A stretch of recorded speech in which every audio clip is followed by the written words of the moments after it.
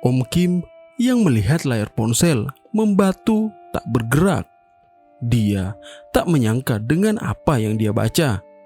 Pikirannya sudah kemana-mana, takut jika putri sematawayangnya benar-benar sudah dihabisi.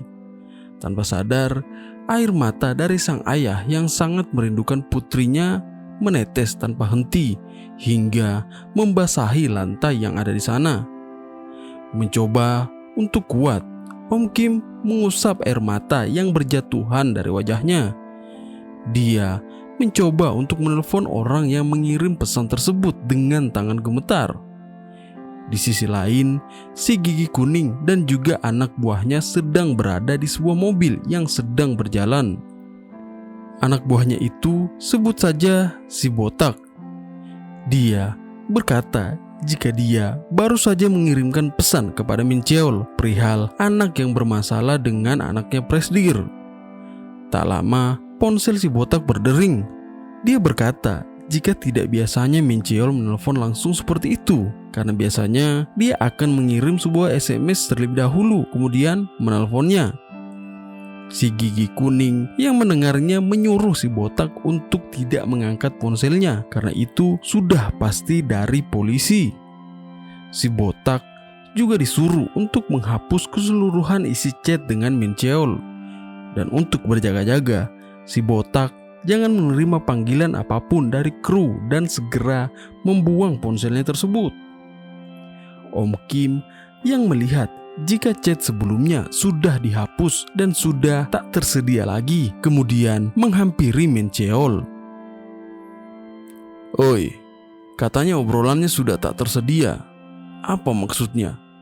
Cepat hubungkan lagi, sekarang," ucap Om Kim sembari menunjukkan wajah nan mengerikan diselimuti air mata yang membasahi wajahnya. Min Cheol yang ketakutan menjawab dengan penuh rasa takut. "Itu sudah tidak bisa karena mereka sudah menghapusnya. Servernya sudah..." Belum menyelesaikan perkataannya, Om Kim lalu mencekik Min Cheol dengan sekuat tenaga sembari berkata, "Berhenti bicara omong kosong. Cepat hubungi mereka." Sembari tercekik dengan keras tepat di bagian leher, Min Cheol mencoba untuk menjelaskan kepada Om Kim sekali lagi. Aku benar-benar tak tahu. Aku..." Terlihat sebuah tangan mengambil sebuah pisau yang tergeletak di sana, dan sebuah siluet menunjukkan jika Om Kim sedang ditusuk oleh seseorang dari belakang. Terlihat orang yang menusuk Om Kim dari belakang adalah si pria penghutang yang tidak tahu terima kasih. Kerja bagus, tusuk lagi," ucap Min Cheol yang terlihat bahagia dengan wajah babak belurnya. "Segini cukup kan? Aku sudah menusuknya, jadi jangan lupa mengurangi hutangku," ucap si pria penghutang sembari ketakutan dan gemetar setengah mati. "Aku mengerti, jadi tusuk dia sekali lagi." Om Kim berdiri dan menatap si pria penghutang gak tahu terima kasih dan gak ada gunanya itu. Sedangkan bulu kuduk Min Cheol berdiri saat melihat Om Kim berdiri tepat di hadapannya. Om Kim kemudian mencabut pisau yang tertancap di punggungnya dan kemudian mencoba untuk menusuk Min Cheol. Saat dia mencoba untuk menerjang Min Cheol, terdengar suara pintu yang didobrak dengan begitu keras. Dan di sana, Pak Polisi datang sembari menodongkan senjata kejut mereka ke hadapan Om Kim. Jatuhkan pisau itu," ucap Pak Polisi yang sudah keringat dingin melihat Om Kim. Om Kim yang tak ingin melukai Pak Polisi tersebut kemudian menuruti kemauan mereka. Dia menurunkan tangannya sembari menahan air mata yang terus saja terjatuh dari wajahnya. Singkat cerita, Om Kim sudah diamankan di kantor polisi terdekat. Di sana terlihat si Gempal dan juga si Kurus yang berteriak mencoba untuk menyalahkan Om Kim karena sudah melepaskan sebuah tembakan.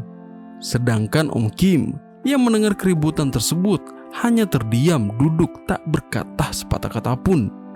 Pak polisi juga tidak bisa memastikan identitas dari Om Kim, jadi mereka masih menunggu Om Kim untuk berbicara.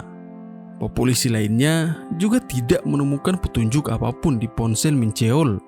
Pak polisi lainnya tersebut disuruh untuk menyelidiki sidik jari yang ada di ponselnya Om Kim. Dan saat dicek, ternyata pencariannya terblokir. Polisi yang ada di sana terheran dan mempertanyakan apakah di negara mereka ada yang seperti itu. Si Gempal lalu berkata jika Om Kim membuat kekacauan karena mencari putrinya, padahal dia sendiri sudah berulang kali menjelaskan jika dia tidak tahu sama sekali keberadaan dari putrinya. Sembari mencaci maki Om Kim, si Gempal kemudian mendang kursi dari Om Kim hingga membuatnya terjatuh. Saat terjatuh, si Gempal kembali menginjak-injak kepala Om Kim dengan sekuat tenaga dan menyuruhnya untuk bicara dan tidak diam saja. Pak polisi yang melihat hal itu menyuruh anak buahnya untuk memanggil Ching Chan dan juga Bongsa. Si Gempal yang ada di sana dibuat terkejut dengan tubuh dari kedua orang itu yang terlihat seperti raksasa. Tak lama, ponsel yang sudah dijadikan barang bukti berdering. Ternyata ponsel tersebut milik Om Kim. Pak polisi yang ada di sana kemudian mengambil ponsel tersebut dan berkata jika nama penelponnya adalah putri dari Om Kim itu sendiri. Om Kim yang mendengar hal itu melotot dengan tajam dan merasa seperti mendapatkan sebuah harapan. Seorang polisi mencoba untuk mengangkatnya, berniat untuk mendudukkan Om Kim sekali lagi. Namun, betapa terkejutnya polisi tersebut melihat borgol yang sudah terlepas dari tangan Om Kim. Dalam sekejap mata, Om Kim membabat habis semua polisi yang ada di sana, menyisakan satu polisi saja. Polisi itu terkejut bukan main melihat keadaan kantor yang sudah berantakan, padahal dia baru saja menoleh. Om Kim muncul di belakang polisi tersebut yang sudah keringat dingin karena kejadian yang ada di hadapannya. Seketika polisi itu didorong ke sebuah lemari besi dan Om Kim menunjukkan ekspresi agar polisi itu tak mengeluarkan suara sepatah kata pun. Om Kim lalu mencoba untuk mengangkat telepon tersebut sembari membekap mulut dari Pak polisi yang ada di hadapannya. Halo, Minji? Si Pak polisi terlihat meneteskan air mata karena rasa takut menyerang dirinya. Om Kim mencoba untuk menjawab panggilan tersebut berulang kali, namun tanpa sadar dia mencekik Pak polisi hingga membuatnya pingsan. Panggilan tersebut kemudian tak terhubung lagi, membuat Om Kim mengepalkan tangannya pertanda dia sedang geram dengan keadaannya saat ini. Dia lalu meninju tembok yang ada di sana dan kemudian pergi dengan emosi yang sudah tak tertahankan lagi. Singkat cerita, para polisi yang ada di sana sudah sadar dan sedang dimarahi oleh atasan mereka yang bernama Pak Kim Choljun. Pak Choljun memarahi mereka karena bisa-bisanya mereka dikalahkan oleh satu orang saja. Dia juga berpendapat jika hal ini akan merubah pandangan masyarakat terhadap mereka jika masyarakat tahu tentang berita ini.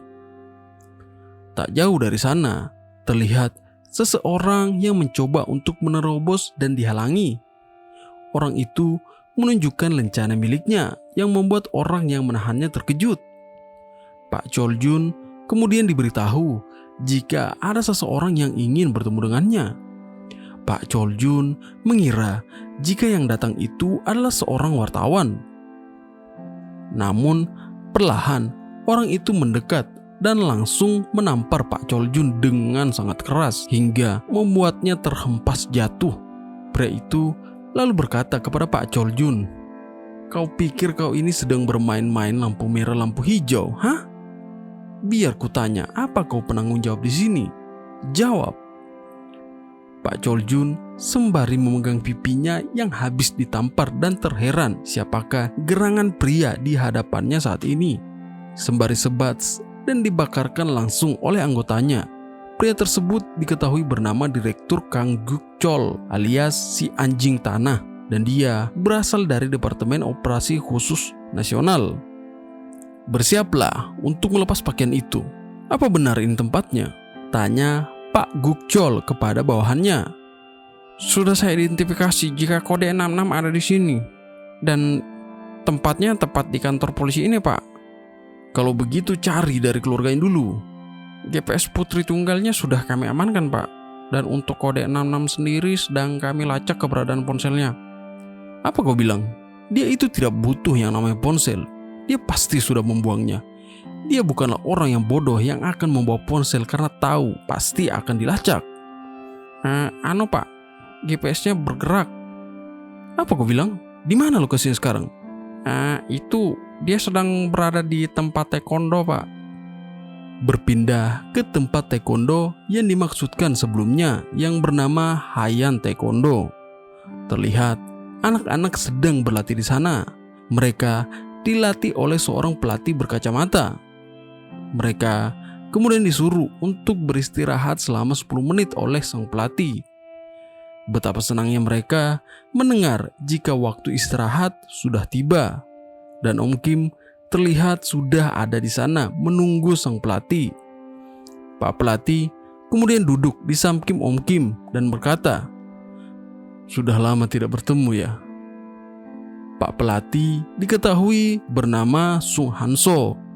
Dia adalah seorang mantan pemegang medali emas Korea dan juga sekaligus ketua dari tempat berlatih Haiyan Taekwondo.